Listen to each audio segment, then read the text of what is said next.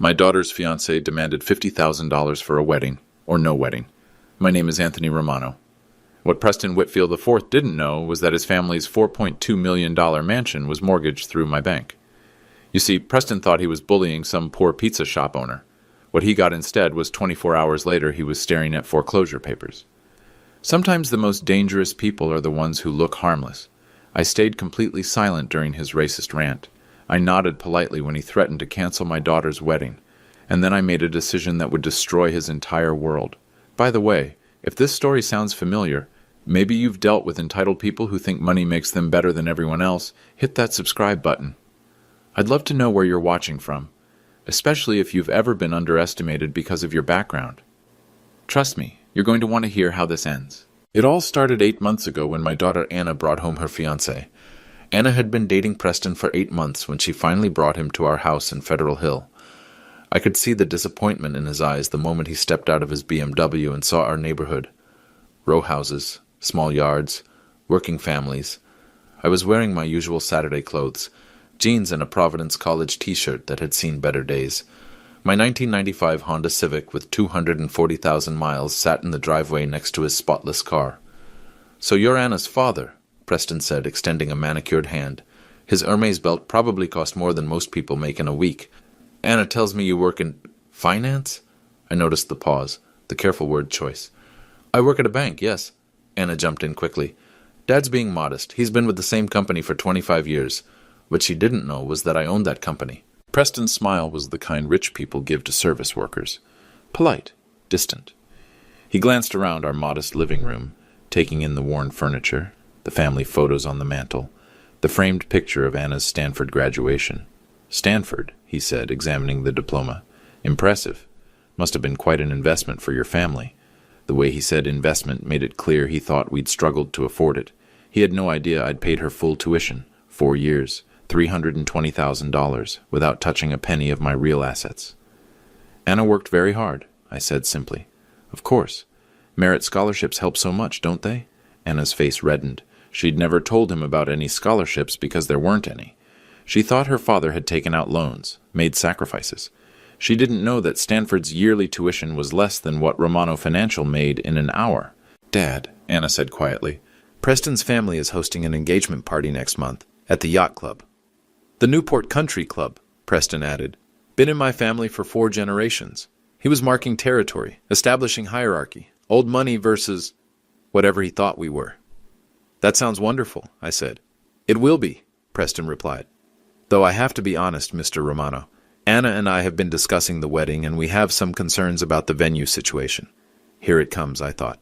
"Anna showed me the reception hall you suggested, Russo's on Federal Hill." He pronounced it like it was painful. "I'm sure it's adequate for certain celebrations, but our guest list includes partners from my law firm, family friends, business associates, people who expect a certain standard." Anna looked mortified. "Preston, we talked about this. I know, sweetheart, and I want to make this work. But we need to be realistic about what kind of wedding represents both our families appropriately. Both our families. He meant his family. Ours was just along for the ride. I kept my expression neutral, but inside something was shifting. I'd spent 15 years building Romano Financial from a single storefront loan office to 80 branches across New England. I'd done it quietly, deliberately, always staying below the radar. Anna thought I was just another bank employee because I wanted her to succeed on her own merit, not because of my money. But watching this entitled kid dismiss my daughter's happiness for the sake of his social status, that was testing my patience. "What did you have in mind?" I asked. Preston brightened. "There's a beautiful venue in Newport, Oceanside, where people like us typically," he caught himself, "where the ceremony would be more appropriate for our combined social circles. People like us. Not people like me." But he had no idea what people like me could really do. The call came on a Tuesday evening while I was reviewing quarterly reports in my home office. Anna's voice was strained. "Dad, can you come over? Preston and I need to talk to you about something important." 20 minutes later, I was sitting in their Cambridge apartment, a place I'd helped Anna secure, but she thought she was renting with student loan money. Preston had clearly been pacing. His usually perfect hair was disheveled, his tie loosened. "Mr. Romano," he began, "I want to be direct. Anna and I have been looking at wedding venues, and we've found the perfect location, the Chandler at Cliff Walk in Newport." I knew the place. Oceanside Elegance. $1,500 per person, minimum. It's beautiful, Anna said quietly. But it's expensive. How expensive? I asked. Preston cleared his throat. For the guest list we're planning, 200 people, the total would be approximately $300,000. Anna's face went pale. I could see her doing the math, thinking about her father's imaginary bank salary, wondering how we'd possibly afford it. That's quite a bit, I said. Which is why, Preston continued, I've been thinking about how to make this work for everyone. My family has connections at the venue. We could potentially get the cost down to, let's say $50,000 from your side. $50,000, like he was doing us a favor. The thing is, he went on, this really needs to be decided soon. The Chandler books up years in advance. If we don't secure the date this week, we'll lose it. An ultimatum wrapped in urgency. Anna was staring at her hands. Dad, you don't have to. Actually, I do, Preston interrupted. Anna, sweetheart, you know how important this is to both our families. My parents have already started planning. They've invited the senator, the mayor, partners from 3 law firms. This isn't just a wedding, it's a networking event that will benefit both of us for years to come. Both of us. Again, he meant himself. And if we can't make it work? I asked. Preston's mask slipped for just a moment. Well, then we'd have to seriously reconsider our timeline. Maybe postpone until we can find something more financially feasible. The threat was clear. $50,000 or no wedding. Anna's eyes filled with tears. Preston, you're putting my father in an impossible position. I'm being realistic about our situation, he replied. Anna, your father works at a community bank. He's probably making, what, $60,000 a year? Asking him to contribute $50,000 to a wedding is already generous considering the proportional investment.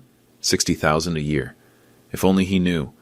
I watched my daughter's face crumble. She was caught between the man she loved and the father she thought couldn't afford to give her the wedding of her dreams. What she didn't know was that $50,000 was what Romano Financial made in less than 3 hours. But more than the money, Preston had just revealed something crucial. He saw our family as beneath his. We were the charity case he was graciously allowing into his circle, as long as we paid the admission fee.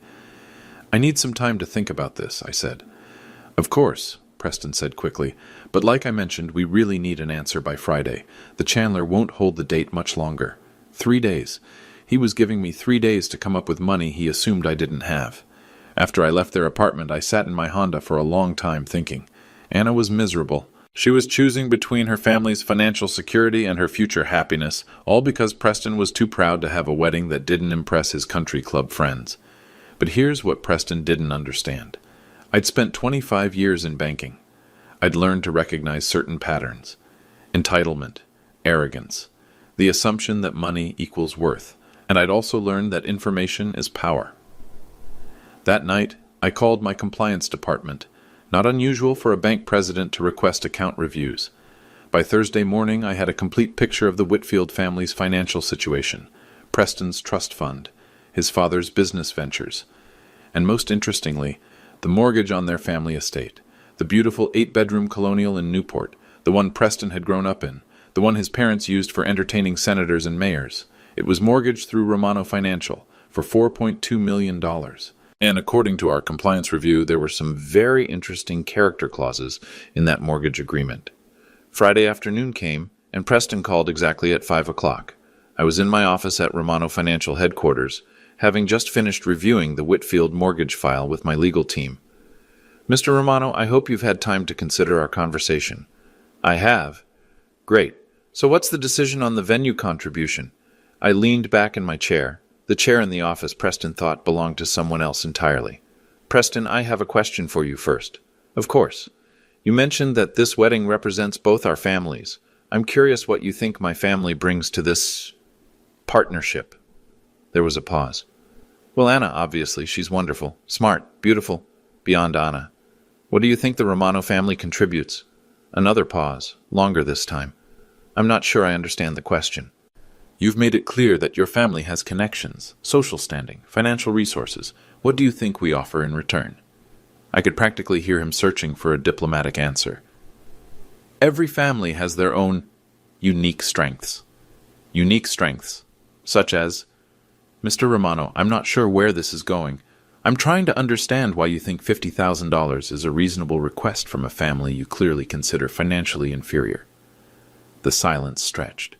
When he spoke again, his voice had an edge. I never said you were financially inferior. You said I probably make $60,000 a year. That was an estimate based on average bank employee salaries.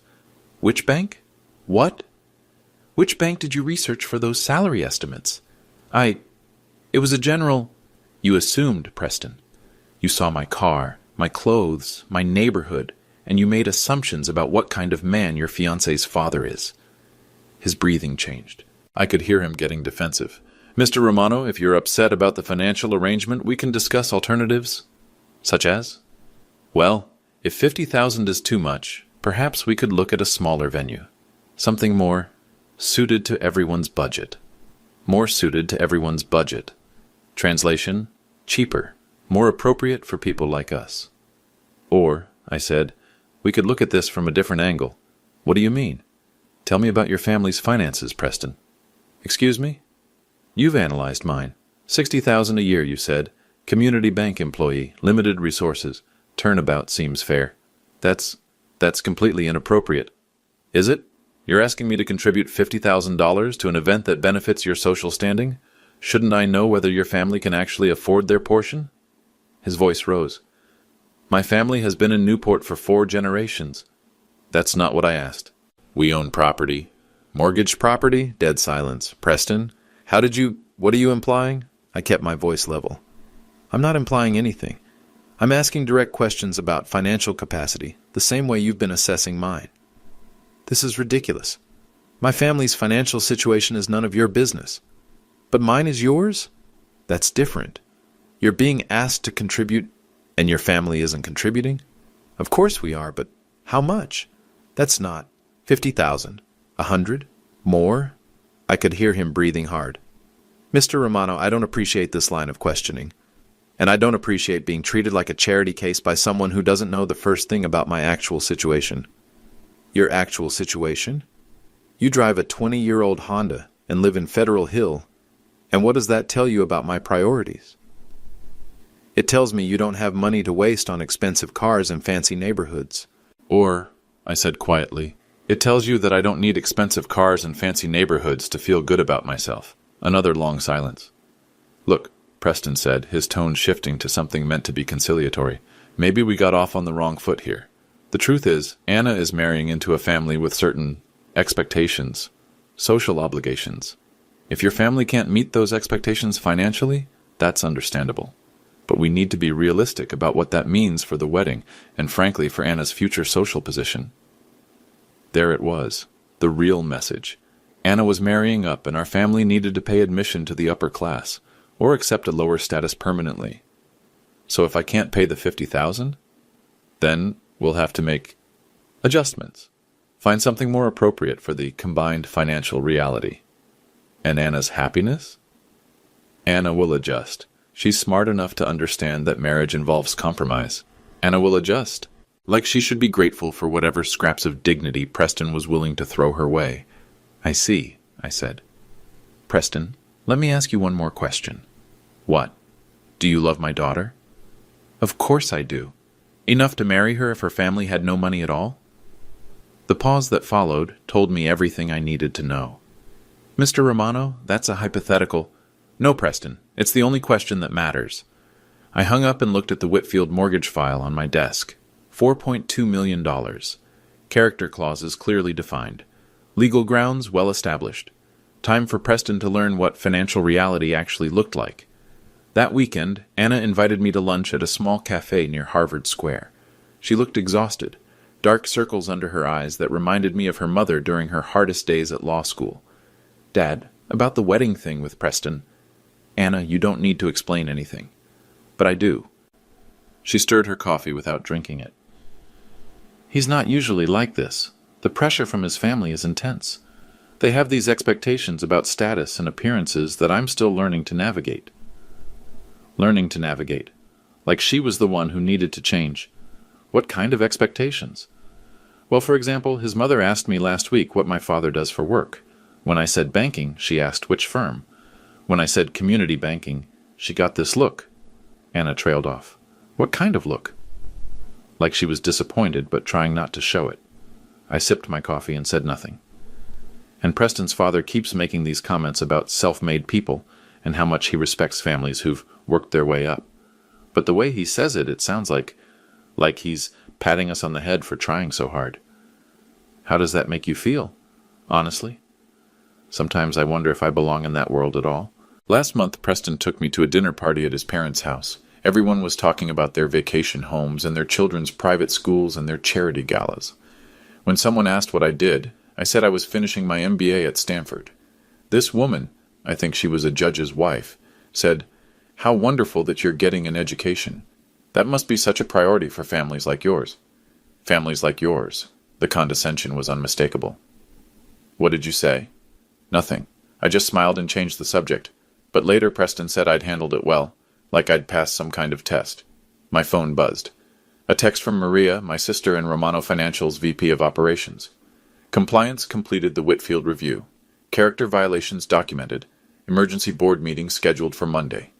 You want me to prepare the foreclosure paperwork? I typed back, yes, and prepare the trust fund freeze documentation as well.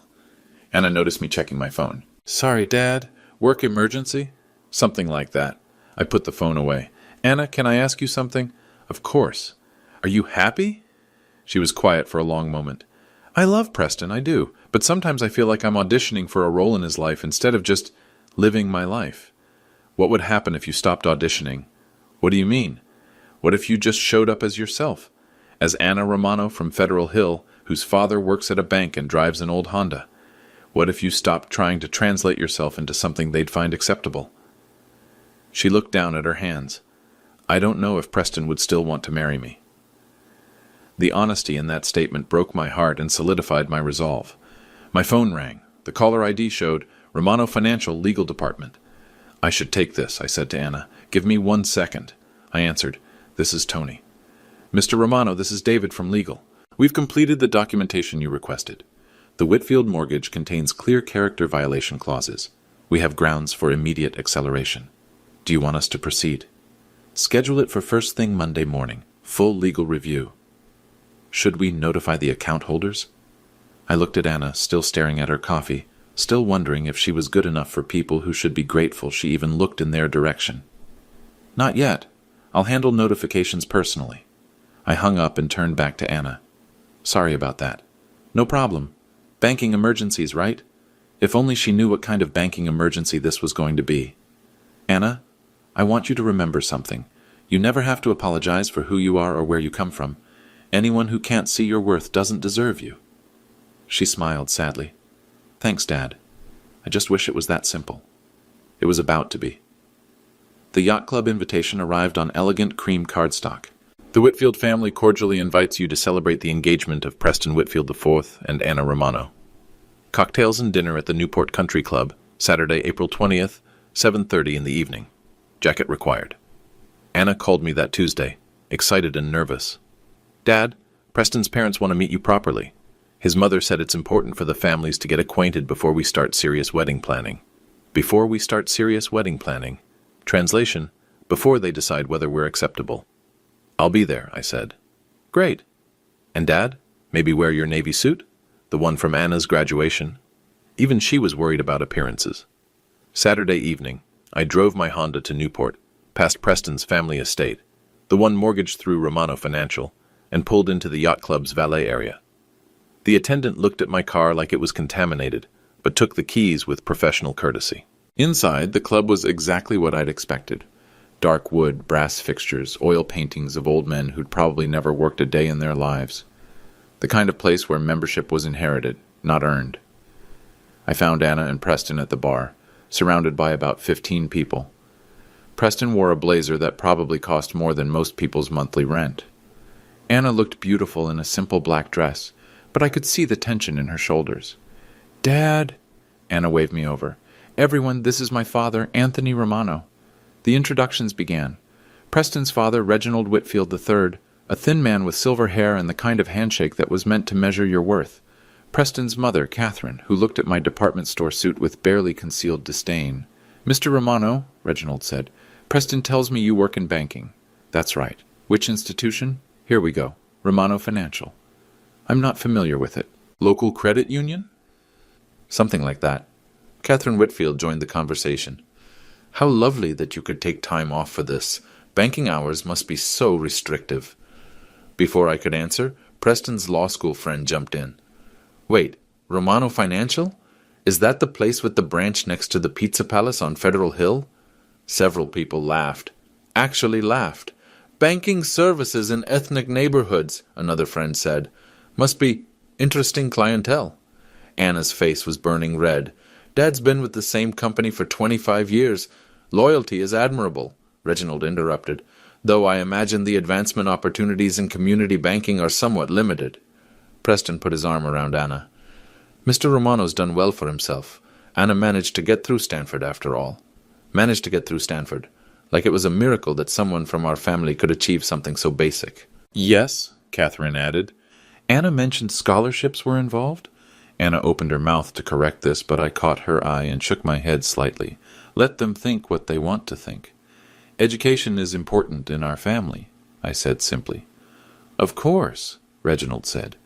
Preston's told us about your resourcefulness regarding the wedding venue situation. 50,000 is quite a stretch for a family in your position. We appreciate the sacrifice. The sacrifice. Like I was selling blood to afford their son's wedding.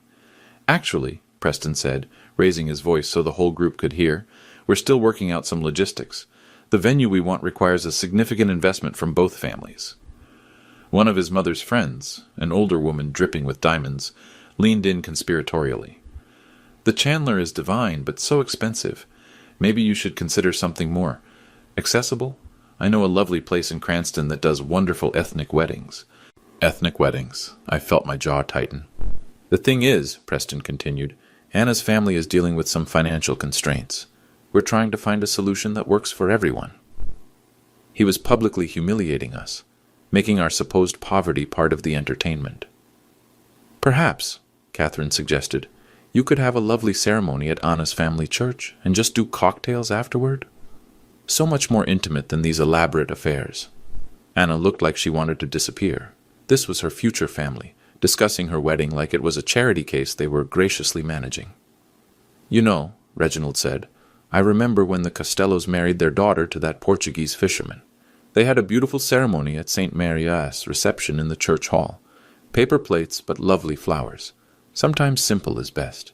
Paper plates. They were suggesting paper plates for my daughter's wedding. Preston laughed. Well, we're not quite at the paper plate stage yet, though Mr. Romano might need to get creative with the financing. The group chuckled. My daughter's financial situation was dinner party humor for these people. That's when something inside me shifted. I'd spent the evening listening to these people mock my family, my background, my supposed limitations. I'd watched them treat Anna like she should be grateful for their son's attention. I'd heard them reduce my daughter's wedding to a budget problem that they were benevolently trying to solve. But most importantly, I'd heard Preston say the words that would seal his fate. Your immigrant family needs to learn their place in America. The conversation had gotten quiet enough that his words carried across the room. I pulled out my phone and typed a quick text to Maria. Yacht Club. Now, bring the Whitfield files, foreclosure paperwork, and 2 board members. It's time. I looked around the group.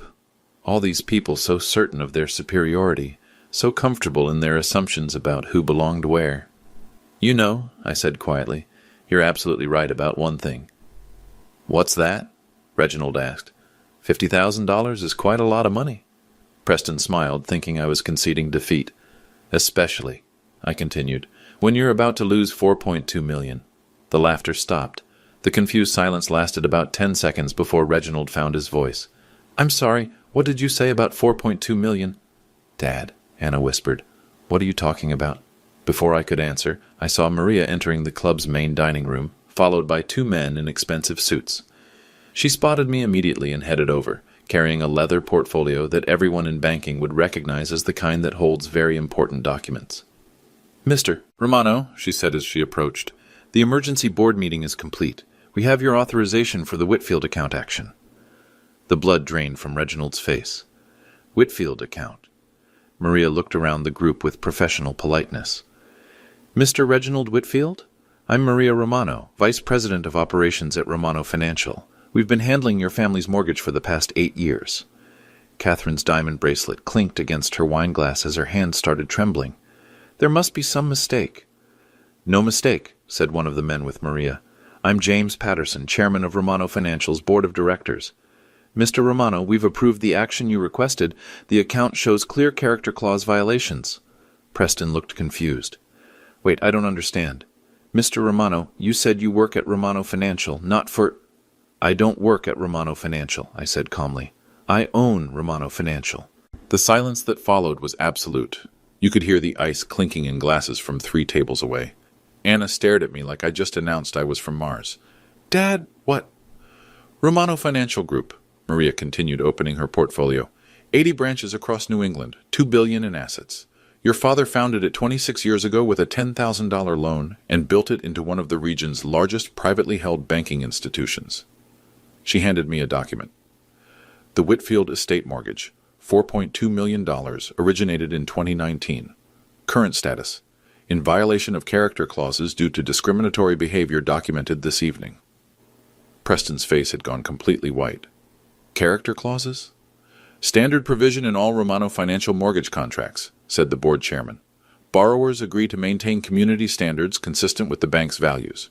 Discrimination based on national origin, economic status, or ethnic background constitutes grounds for immediate loan acceleration. Reginald found his voice. This is ridiculous. You can't call a mortgage because of a social conversation. Actually, Maria said, Mr. Romano has full discretionary authority over all lending decisions, and given tonight's documented statements regarding ethnic neighborhoods, families like yours, paper plates for ethnic weddings, and the direct quote about immigrant families needing to learn their place in America, the bank considers this a clear violation of community standards. The older woman with the diamonds, the one who'd suggested ethnic weddings, looked like she was about to faint. Furthermore, Maria continued, our investigation revealed that Preston Whitfield's trust fund, currently valued at approximately $600,000, is also managed through Romano Financial's private banking division. Preston made a choking sound. Which brings us to the compliance issue, said the board chairman. Trust fund management requires character verification. Mr. Whitfield's behavior raises serious questions about his fitness to manage inherited assets responsibly. Anna was staring at me with a mixture of shock, confusion, and something that might have been pride. Dad, is this real? Are you really? Anna, I said gently, your Stanford tuition was 4 years, $320,000. Paid in full, no loans. The reason I drive an old Honda isn't because I can't afford a new car. It's because I don't need a new car to know who I am. Catherine Whitfield finally spoke, her voice barely above a whisper. You've been lying to us this entire time. I haven't lied about anything. You assumed I was poor because I dress simply and drive an old car. You assumed I was powerless because I live in Federal Hill. You assumed I was beneath you because my family came from Italy instead of inheriting wealth from ancestors who never had to work for anything. But why didn't you tell us? Preston asked desperately. Because I wanted to see who you really were. I wanted to know if you loved my daughter enough to respect her family, regardless of what you thought our social status was. I gestured around the room. Instead, I watched you spend 8 months treating us like charity cases. I heard you laugh about ethnic neighborhoods and suggest paper plates for Anna's wedding. I listened to you demand $50,000 from a family you considered financially inferior. And tonight, I heard you tell me that my immigrant family needed to learn our place in America. Reginald tried to regain some composure. Mr. Romano, if there's been a misunderstanding... No misunderstanding, I said. You showed me exactly who you are, all of you, and now I'm showing you who I am. Maria handed me another document. Loan acceleration notice, 24-hour demand for full payment, $4.2 million, due Monday at 5 p.m. Legal grounds, character clause violations as documented by bank officers present this evening. You can't do this, Catherine said, panic creeping into her voice. Mrs. Whitfield, said the board chairman, your family signed the mortgage agreement. Character clauses are clearly defined. Your son's behavior tonight, demanding money from families he considers inferior, making disparaging comments about ethnic communities, treating potential in-laws with contempt based on perceived economic status, violates multiple provisions. Preston turned to Anna desperately. Anna, you can't let him do this. We're getting married. Are we? Anna asked quietly. Because 5 minutes ago, you were entertaining your friends by talking about how my family couldn't afford to give me a proper wedding. You told them my immigrant family needed to learn our place in America. That was just what, Preston? For the first time in 8 months, I saw my daughter's backbone, the strength that got her through Stanford, the Romano steel that I'd always known was there. Anna, Preston pleaded, your father is overreacting. This is all a misunderstanding. The misunderstanding, Anna said, her voice getting stronger, was thinking that I needed to apologize for my family to be worthy of yours. She turned to me. Dad, how long have you been planning this? Since the moment he told me my immigrant family needed to learn our place in America. Anna nodded slowly. And the $50,000 he demanded is what Romano Financial makes in about 3 hours. She looked around the room at all these people who'd spent the evening treating her family like an amusing charity case. Preston, she said quietly, we're done. Preston's face went through several shades of pale before settling on a sickly green. Anna, you can't be serious. This is our engagement party. No, Anna said, her voice steady and clear. This is my education. She pulled the engagement ring off her finger, a 3-carat diamond that probably cost less than her father's daily earnings, and set it on the nearest table. Reginald stepped forward, trying to salvage the situation. Mr. Romano, surely we can discuss this like reasonable businessmen. These are emotional circumstances. Emotional? I asked. Mr. Whitfield, this is purely business. Your family signed a mortgage contract with specific character provisions. Those provisions have been violated. The loan is now due in full. Maria opened her portfolio and extracted a thick document. Loan acceleration notice, approved by Romano Financial's Board of Directors this afternoon. Sheriff's Department will serve formal papers Monday morning at 9 a.m. You prepared this before you even came here tonight? Catherine asked in horror. Standard procedure, said the board chairman. When character violations are documented through direct observation, Romano Financial acts swiftly to protect its interests and community values. Preston was frantically scrolling through his phone. I need to call my lawyer. By all means, I said. Though you should know that Romano Financial's legal department has been preparing for this contingency since Friday. We've reviewed all possible appeals, injunctions, and delaying tactics. Your family's options are quite limited. This is extortion, Reginald shouted, loud enough that other diners turned to stare. No, Maria said calmly. This is contract enforcement. Your son demanded $50,000 from a family he considered financially inferior. He made discriminatory statements about ethnic neighborhoods, suggested that families like ours should have weddings with paper plates, and explicitly told Mr. Romano that his immigrant family needed to learn their place in America. Romano Financial considers such behavior fundamentally incompatible with our community values. The older woman with diamonds, Mrs. Pemberton, I now remembered her name, finally spoke up. Reginald, what exactly did Preston say? Before Reginald could answer, Preston jumped in. I never said anything discriminatory. You said my family needed to learn our place in America, I reminded him. You laughed about banking services in ethnic neighborhoods. You told your friends that Anna managed to get through Stanford, like it was surprising that someone from our background could succeed academically. You suggested paper plates for our wedding reception. Anna looked at Preston with something approaching disgust. Is that really what you said? Anna, you're taking this out of context. Preston, she said quietly, 3 hours ago, you were entertaining your friends by talking about my family's financial problems. You made jokes about paper plates at our wedding. You treated my father like he was some kind of charity case you were graciously tolerating. I was just what? Just showing your true feelings when you thought there wouldn't be consequences? Maria handed me another document. Mr. Romano, there's also the matter of Preston's trust fund. Preston's eyes went wide. What about my trust fund? $600,000 managed through Romano Financial's private banking division. Recent withdrawal patterns suggest possible violations of trust provisions. What kind of violations? Catherine asked weakly. Expenditures inconsistent with character requirements, said the board chairman. Large cash withdrawals without proper documentation. Payments to luxury services while demanding financial contributions from families the beneficiary considers economically inferior. Trust fund guidelines specifically prohibit using inherited assets to exploit or demean others based on their perceived economic status. Preston's phone slipped from his hands and clattered on the marble floor. You're freezing my trust fund? Pending character review, Maria confirmed. Standard procedure when beneficiary behavior raises questions about fitness to manage inherited wealth responsibly. The silence in the room was deafening. Other yacht club members had stopped pretending not to watch. The Whitfield family's public humiliation was now entertainment for their entire social circle. "How long?" Reginald asked, his voice hollow. "How long for what?" I asked. "The foreclosure process. How long do we have?" 24 hours to produce $4.2 million in certified funds, Maria said. "After that, the property enters immediate foreclosure proceedings." "That's impossible," Catherine whispered. "We don't have that kind of liquid capital." "Perhaps," I suggested, "you could ask your friends here for a loan. I'm sure they'd be happy to help, given how much they've enjoyed discussing our family's financial situation tonight." The looks that passed between the yacht club members made it clear that no help would be forthcoming. These people were vultures, not friends. They'd enjoyed watching the Whitfields mock a poor immigrant family, but they had no interest in actually helping when the tables turned. Preston made one last desperate attempt. "Mr. Romano, this is about Anna and me. Don't let your hurt feelings destroy our future." "My hurt feelings?" I looked at him with genuine curiosity.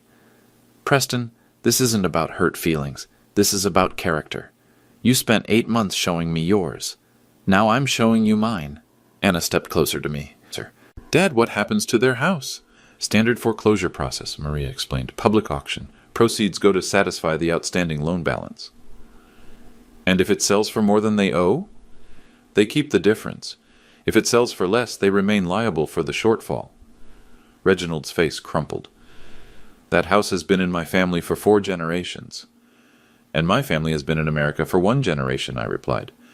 "The difference is we built something instead of just inheriting it." Preston turned to Anna one more time. "Anna, please, we can work this out.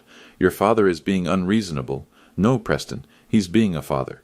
Something you might understand if you'd ever respected the concept." She took my arm. "Dad, I think we should go."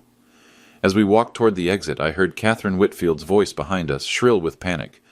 "Reginald, call the bank president. Call someone who can fix this." I turned back briefly. "Mrs. Whitfield, I am the bank president." The last thing I saw was Preston on his knees, frantically trying to gather the pieces of his shattered phone from the marble floor. The next morning, I was reading the Providence Journal with my coffee when Anna knocked on my door.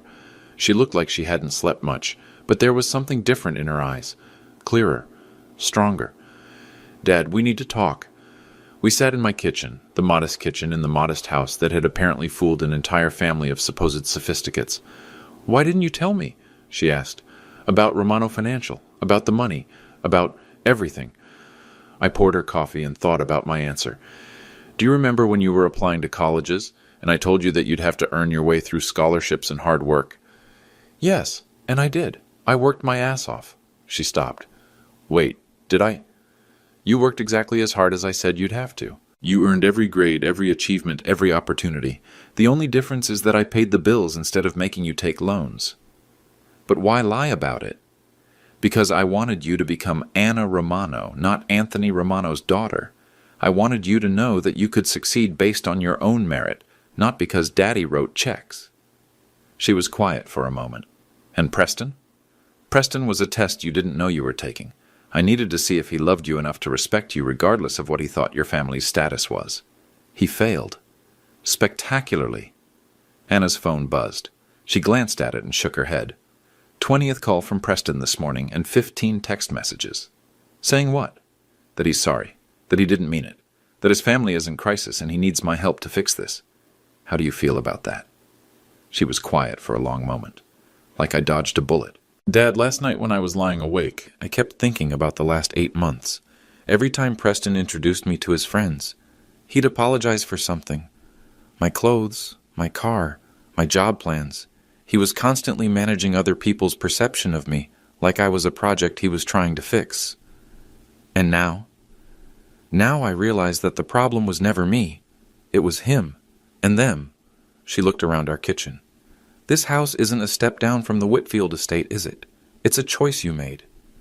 Every choice I've made for 26 years has been about building something real instead of just displaying wealth. Your mother and I decided that family mattered more than status." Anna smiled for the first time in weeks. "Mom would have loved this, wouldn't she? Watching you take down those snobs. Your mother would have done it herself and probably with more style. My phone rang. Maria. Tony, you need to see the news. I turned on the television. Channel 10 News was running a story about the Whitfield foreclosure.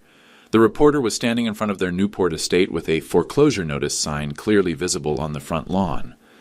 The Whitfield family, longtime members of Newport's social elite, facing foreclosure on their historic family estate after what sources describe as discriminatory behavior violating their mortgage agreement with Romano Financial Group.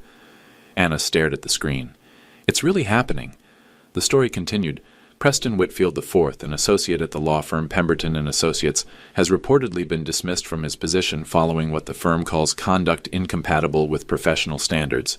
The Whitfield family has declined to comment, but sources close to the situation describe discriminatory statements made during a social gathering at the Newport Country Club. They fired him? Anna asked. My phone buzzed with a text from Maria. Pemberton and Associates called this morning. They don't want any association with the situation. Also, 5 other Newport families have requested meetings about refinancing their mortgages through Romano Financial. Word spreads fast in small communities. I showed Anna the text. Other families want to switch to your bank? Apparently, some people are impressed by an institution that stands by its values. The news story was still running. Romano Financial Group, founded by Italian immigrant Anthony Romano, has become one of New England's largest privately held banking institutions. The company's motto, building communities, not just wealth, appears to be more than just marketing. Anna looked at me with something approaching awe. Dad, how big is Romano Financial really? 80 branches, 2,000 employees, about $2 billion in assets. $2 billion? We started with $10,000 and a belief that every family deserves respect regardless of where they came from or what they drive. Her phone buzzed again. This time she answered. Hello, Preston. I could hear his voice through the phone, desperate and pleading. Preston, stop, Anna said firmly. What happened last night wasn't some misunderstanding that we can fix with an apology. You showed me who you really are when you thought there wouldn't be consequences. More desperate pleading. No, Preston, I don't want to meet for coffee. I don't want to work this out, and I definitely don't want to help you convince my father to reverse the foreclosure. A pause. Because you spent 8 months treating my family like we should be grateful for your attention. You made jokes about our background. You demanded money from people you thought were poor. You told my father that our immigrant family needed to learn our place in America. You don't get to apologize your way out of that. She hung up and immediately blocked his number. How does it feel? I asked. Scary, but also free? Like I don't have to pretend to be someone else anymore. My phone rang again. This time it was Judge Patricia Gonzalez, an old family friend. Tony, I just heard about the Whitfield situation. Is Anna okay? She's fine, Patricia. Better than fine. Good. Because I wanted you to know. 4 people called me this morning asking about your character. Apparently, some folks in Newport are trying to build a case that you acted improperly. And I told them exactly what I've known for 25 years. Anthony Romano is a man who keeps his word, honors his commitments, and doesn't tolerate disrespect toward his family or community. The Whitfields got exactly what they deserved. After I hung up, Anna looked at me with a question in her eyes. What happens now, Dad? Now? Now you get to be Anna Romano. No apologies. No explanations, just you? The news was still playing. The reporter had moved to downtown Providence, standing in front of Romano Financial headquarters. The immigrant success story that built an empire while staying true to its values. For Channel 10 News, this is Sarah Mitchell reporting. Anna squeezed my hand. I'm proud to be your daughter. 3 weeks later, Anna and I were having dinner at Russo's on Federal Hill, the same restaurant Preston had dismissed as inadequate for their wedding. The owner, Sal Russo, had insisted on preparing something special when he heard about Anna's engagement ending. Your daughter deserves better, he'd said simply, and any man who doesn't see that isn't worth the marinara sauce on his shoes. Anna was laughing more than she had in months. The stress lines around her eyes were gone. She looked like herself again. Dad, I have something to tell you.